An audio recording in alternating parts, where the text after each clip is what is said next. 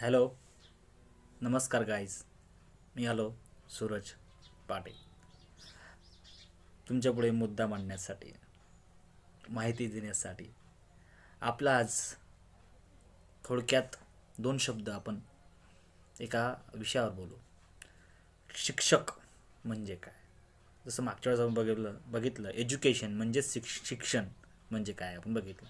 तसं आज आपण शिक्षण शिकवण्यासाठी शिक्षक लागतात, म्हणजेच एज्युकेशन शिकवण्यासाठी टीचर लागतात, त्याच्याबद्दल थोडक्यात महत्त्व तुम्हाला सांगतो. पहिलं महत्त्व असं ज्ञानाचा प्रकाश. शिक्षक हा ज्ञानाचा प्रकाश देतो.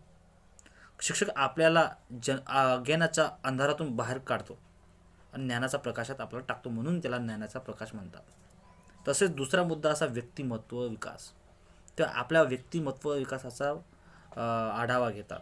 तसेच शिक्षक विद्यार्थ्यांचे व्यक्तिमत्व घडवण्यात महत्त्वाची भूमिका बजावतात. ते विद्यार्थ्यांमधील कौशल्य ओळखून त्यांना प्रोत्साहन देतात आणि त्यांचा आत्मविश्वास वाढवतात. तसंच तिसरा मुद्दा असा नैतिक मूल्य आणि संस्कार. नैतिक मूल्य आणि संस्कार बी खूप महत्त्वाचे आहेत.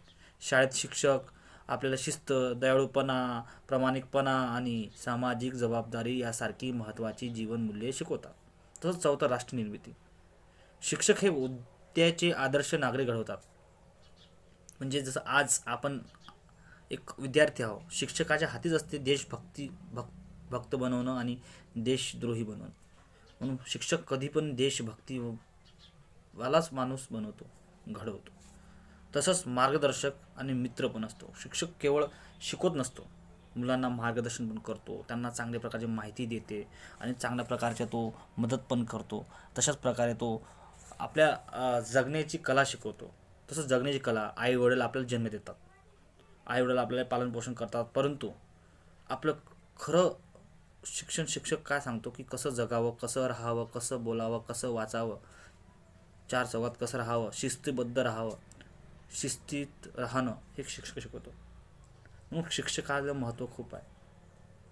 शिक्षकाबद्दल जसेच शिक्षकाच्या सन्मानार्थ भारतात 5 सप्टेंबर रोजी डॉक्टर सर्वपल्ली राधाकृष्ण यांची जन्मतिथी मनवली जातात. त्याला शिक्षक दिन असे म्हणतात. आपल्या महाराष्ट्रामध्ये महात्मा ज्योतिबा फुले, त्यांची पत्नी सावित्रीबाई फुले यांनी शिक्षणाचा पाया बनवला. स्त्रियांना शिक्षणाचा अधिकार भेटत नव्हता भारतामध्ये, म्हणजेच पुऱ्या आपल्या भारत देशामध्ये. तसंच स्त्रियांना शिक्षणाचा अधिकार भेटला पाहिजे, महात्मा ज्योतिबा झटले आणि त्यांनी सावित्रीबाई फुले त्यांच्या पत्नीला पुढे केलं. म्हणून शिक्षणाचा अर्थ समजला.